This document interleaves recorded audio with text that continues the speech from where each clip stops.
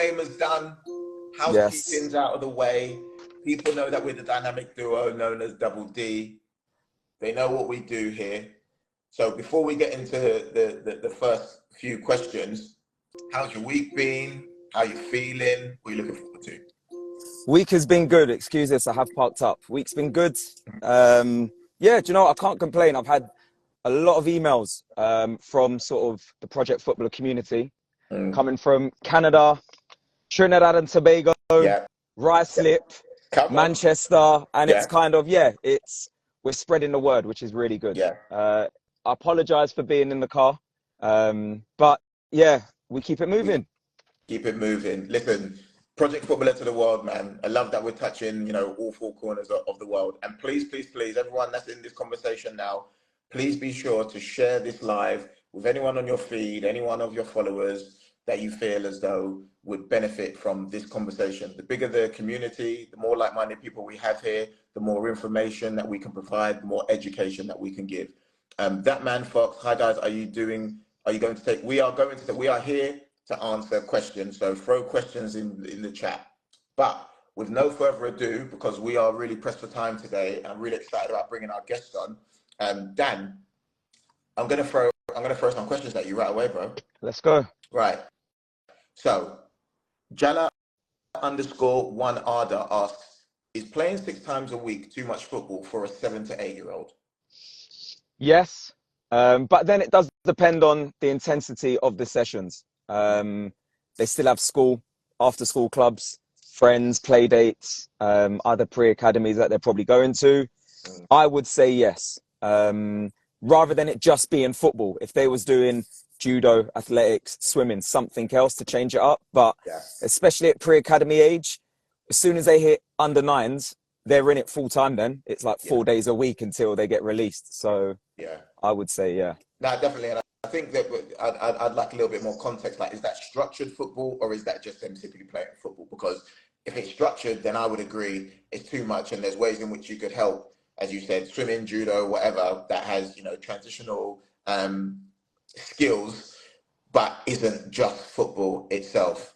And that's for any age group. I wouldn't even say pre-academy. Any age group, I think 6 days a week is too much. Rest, recovery, doing something else. Yeah, so not even just for pre-academy, any age.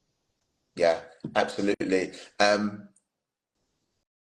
Sadiq Balsam 1 asks, will we be able to push this session back because the live clashes with my kids' bedtime?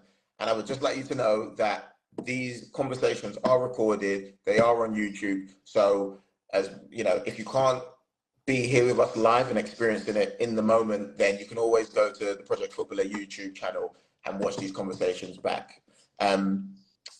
Zachary Chala, Sanjay, how are you? Asks, any guidance about taking your kid out from school early to attend academies? I think there needs to be a fine balance. A lot of parents that do take their children out, whether it's day release or just the journeys, football is a very tough, physically, mentally draining industry. And the moment if the schoolwork starts sort of slipping and there's bad reports sort of from the education manager at the club that they're at and their head of year at school, then as long as it doesn't affect their schoolwork, then the school normally tend to support it. However, the moment there's an issue with punctuality, attendance, or their work, sort of the education manager at the club will normally get a call from the school. Okay, interesting. That man Fox says, I have a player who wants to attend a regional trial over playing for our club team. He could potentially play both. I have given him the green light to do so. Is that unfair on our team? I personally think this is football. As a coach, you want to be selfish and you want the best for your team. But also as a coach, as a mentor, you want the best for each individual player. So if they have an opportunity to excel at a higher level, I also think 2 games in a day is going to be too physically demanding, depending on how old the player is. Or I don't even think it really matters how old the player is. Yeah. I think 2 games in a day, especially if the other one's going to be a lot more intense because it's a higher level. Mm-hmm. What are your thoughts? Yeah, no, I wouldn't advise playing two games in a day, especially if they're older, because you know there's more physically, it's more demanding, and you need that time to recover. And you wanna think about obviously like that accumulated fatigue over the course of a season. You know, if you're playing double the amount of games that your peers are playing, then at what point is it, do you know what I mean, helping or a hindrance? So I would say, yeah, be mindful of that. And as a coach, I would say if you're a grassroots coach, then and they, you know, do well and get in off the back of the trial, then have you not done your job? You know, have you not shown your ability to develop a kid for them to move on to, you know, respectfully bigger and better things? So I would look at it more as a badge of It's a honor. selling point as well. Yeah, It's a selling point. If yeah, you are selfishly, you don't want to lose the player, but the moment a player leaves to go for the borough team or an academy, it just looks very good for the club and for the coach that you can develop a player yeah. to a higher level. I agree. I agree. There was a question here I wanted you to answer. It says, Georgie_T_9 says, do all academies follow the same curriculum? No. If that was the case, everyone will be following Pep and Man City's curriculum. And I think you notice it a lot more at pre-academies. If you're lucky enough to have your child go to different pre-academies, you'll see the difference between a Chelsea, a QPR, a Tottenham, a Fulham, a West Brom. You'll see their different sort of philosophies, whether they're more physical, more technical, more possession-based. And it just depends on, a lot of parents will have that excuse that they're teaching my child too many different things at all these different clubs. Your child's a sponge. They need to be able to adapt in these environments. So yeah, and it's the exact same with when you make it at a scholar, under 18s, first year pro, first team.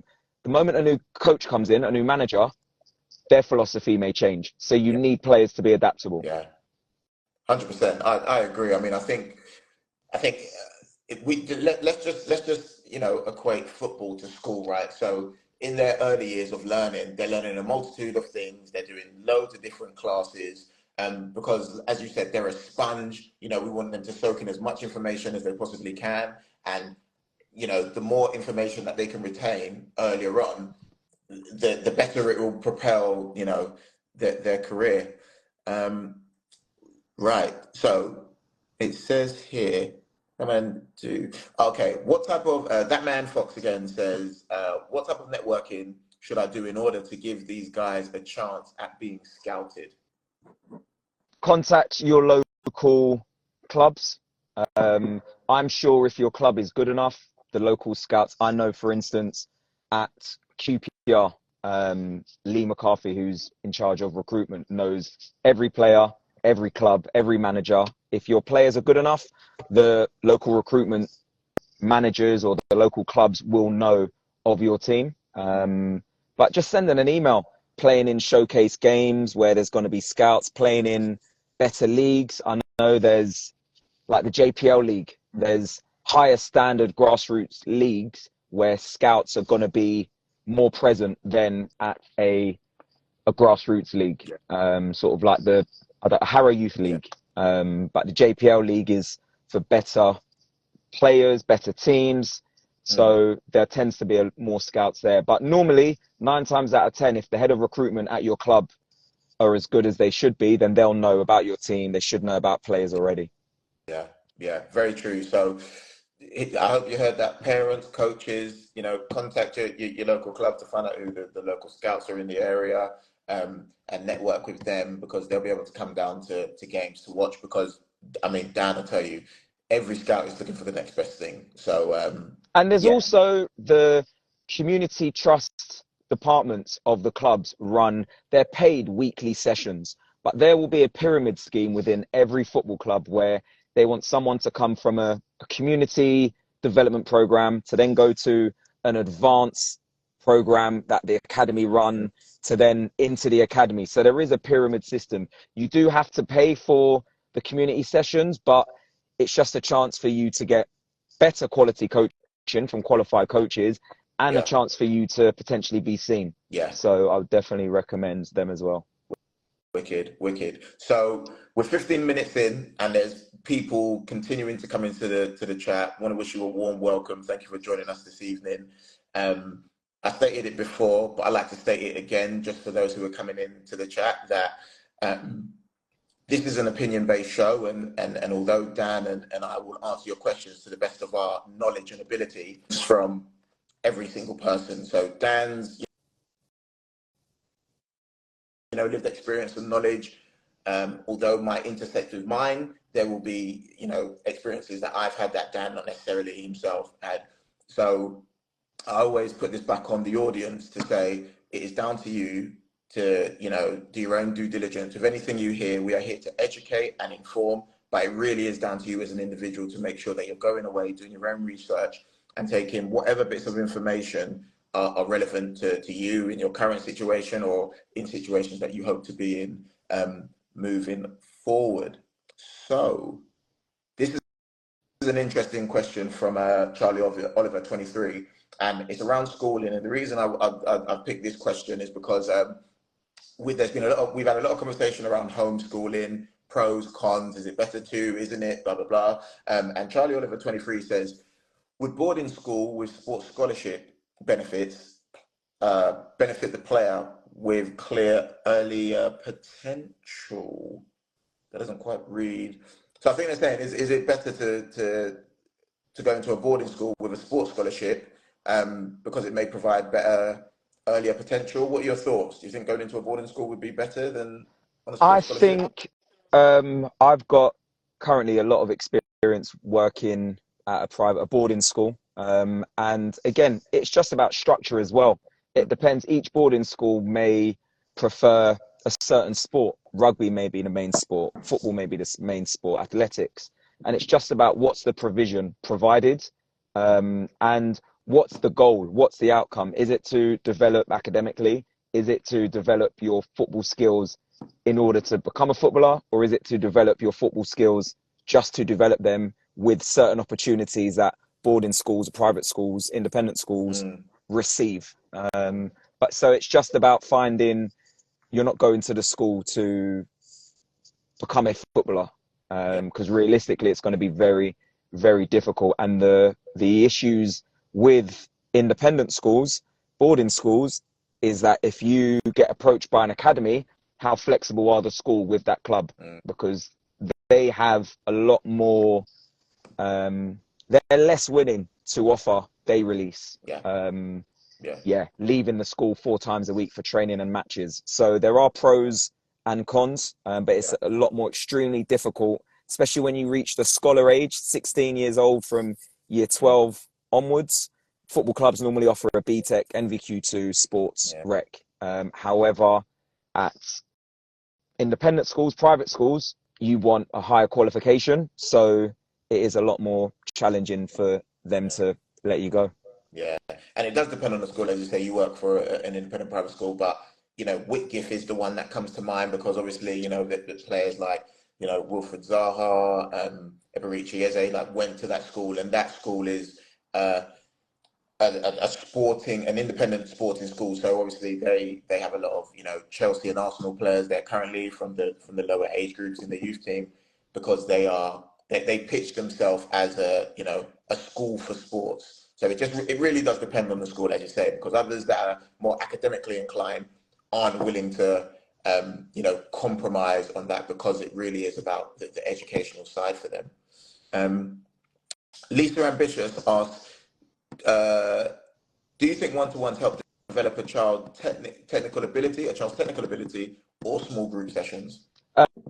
It's similar to, and to answer a previous question, all of these sessions are filmed and then posted back. So we answered a similar question to this last week. So even when you're driving, if you listen back to these podcasts or to these lives, you'll take little bits from it. But similar to what we said last week, a mixture of both. Financially, it depends on your situation. But if you can have an individual coach that can develop you individually, you learn mistakes in that environment, And the whole point of that is once you learn it individually, can you then replicate that in a competitive environment, which will be a group session? You get a lot of coaches, you get a lot of players that you can see have so many hours of one-on-one, and the moment it comes into a game, they're struggling. So I definitely think both work depending on your financial situation. I agree. You need both. I mean, kids in academies have ILPs, individual learning programs. So it's programs. So, you know, they have their own specific programs that are tailored to their needs. And they are doing you know, this individual work, albeit in an academy. But, you know, just to harp on Dan's point, it's not either or, it is both. You need a safe environment to, you know, get that repetition of said skill, and then you need the group work to see how far you've come along and if you can now implement that when opposed. And I'm not saying this because I'm a one-on-one coach. I'm saying this because when your son or daughter goes to their football team to learn, the coach is there to develop the whole team. So there's 10 to 18 players potentially there. A coach does not have the powers to see what every player is doing individually. And normally the coach is there to develop the whole team. So you've got that team environment, and then you need a one-on-one coach whose sole focus is just that player. Exactly the same as us parents. When we watch our child on a match day, we're only watching our child. We're only interested in our child. But a parent telling their child, oh, you didn't do this wrong, could you do this better? It's going in one ear, out the other. However, if you explain that to a one-on-one coach, they will then speak to their language and they'll listen to them instead of it coming from a parent. Because as I know, if you work with your child, they know how to push your buttons. And the moment you're trying to work with them and they're not bothered, they're not trying, it's a waste of time. Oh, mate, isn't it just?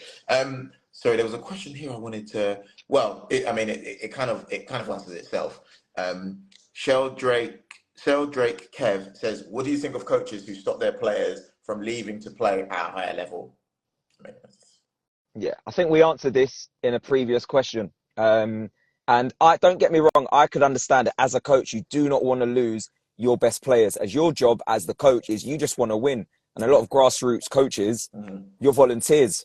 So this is your passion. However, if you can flip it on its head and you can see sort of the positives of losing your best player, but what message does that send to the local community, to other children that might want to join your team? You'll have a rival team that you always want to beat. If you have a player that is playing for the county or plays for another academy, that's down to your coaching as part of their development. And don't get me wrong, the player has had lots of coaches, but that year you are developing them. And if they then sign for an academy, that's your player.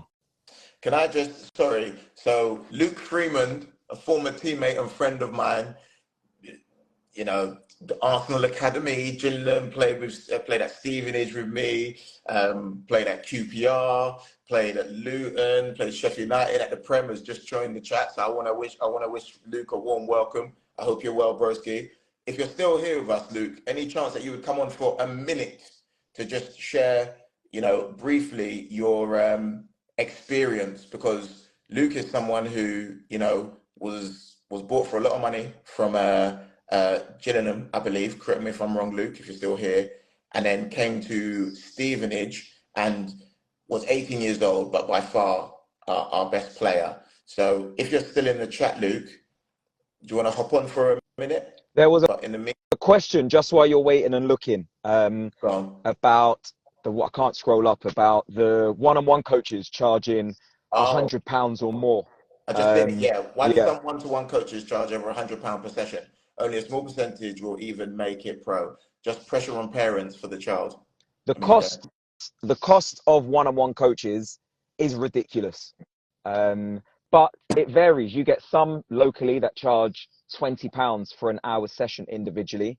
You get some that charge over £100. And it's down to you as the parent to find the best coach for your child. Coaches have to justify their costs.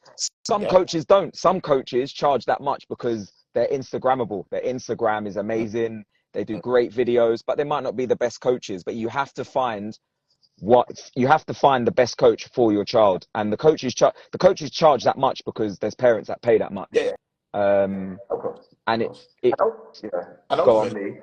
ultimately, as coaches ourselves, like we're as much as people are willing to pay for, right? If I said I'm £100 and no one's willing to pay £100, then I'm not 100. Do you know what I mean? I'm not £100. But if I charge 30 quid and people pay 30 quid, then I'm worth 30 quid. So it's both ways, right? As a one-to-one coach, as a private coach, we're providing a service. So the parents that bring their children to us, or players that come and train with us, like we have a responsibility to provide a service that warrants the price that we're asking. So it really is twofold. And this isn't just for grassroots or academy players. I've had it myself where I've had Premier League football players that have said they want me to work with them. I've told them my price. It's too much. They've just gone to someone else because they just want stuff that's going to tick them over. So if money is an issue and you just want somebody that's going to do basic training and just tick a box, then you can find a standard coach that is going to charge. These coaches that charge £100 for a pre-academy or an under 11 or so, it's how much are they actually really improving? Whereas, I will justify my prices because of the players that I'm working with. But if you are under 13s, under 14s, and you're paying a lot for coaches, you've still got a long way to go. Helen Wintz asked a great question, and this will probably be our last one before we invite our guest on. But she says, how much knowledge is there within the football community about neurodivergence, such as ADHD and autism? I think there is more and more being taught to coaches. The biggest issue is all the knowledge and information, majority of the knowledge and information goes to academies, and it filters its way down. What coaches, mentors, managers get at a grassroots level might be very little. So in terms of all the academies have a disability program, mental health psychologists, have education managers. There's a lot of support for academy players. However, how that information gets filtered down through the FA, through coaching courses, through CPDs, which is sort of online learning for coaches, how that filters down to grassroots isn't as much as it should be, because they're not getting paid for it, grassroots coaches. So it's down to them. And even speaking on briefly, so we, in the WhatsApp group, Dan, you put something in the group, and we don't have to name the club, even though it is public knowledge if you know where to go. But we've obviously spoken about the fact that a lot of people, are desperate to be in academies, and they feel like academy is the best place to be. Now, there's an argument for both, right? It depends on what academy, it depends on their syllabus, it depends on your child's abilities. But you sent a message into a group that basically showed that an under 18s coach, who is under 18s manager, who is in charge of developing young professionals. So it's the PDP phase, which is known as the professional development phase. So this is when you're on your scholarship and your next step is becoming a professional football player. Do you want to talk about how much they were being offered for that role? Was it 18 to 22 or 22 to 24? It was 22 to 24. Yeah. 24, yes. So, and this is a job for, you have the first team manager, 21s manager, and the under 18s manager. These are the three biggest roles a club can offer. And this job, I think there was a League One team was offering 22 to 24. This is a 7-day-a-week job. This is all the hours. You are traveling up and down the country. And the issue is clubs can offer this salary, which in my opinion is a very low salary. They can offer this because there is such a demand for coaches that want to be involved in full-time football. Now, if you're happy being involved in full-time football, being an under 18s manager, earning between 22 to 24, working 7 days a week during the off season, you've still got a plan for you get probably 1 day off a week potentially 1.5.